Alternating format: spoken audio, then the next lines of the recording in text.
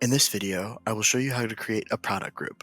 This feature allows you to create a list of products that can be saved and stored for later use. This is helpful if you purchase the same items multiple times. It allows you to purchase them all at once.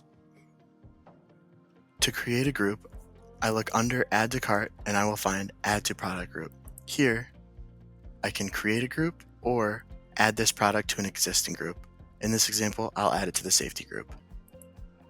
To add a second product, I will go through the exact same process.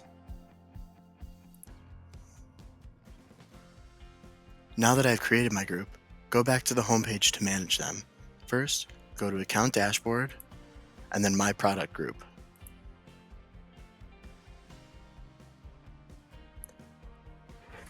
From this page, you can manage all of your product groups. You can add it to your cart by clicking the shopping cart, or delete the group by clicking the trash can. Once you click the shopping cart, it goes right into your cart and you can check out. If you have any questions on product groups, please reach out to eStore@revereelectric.com.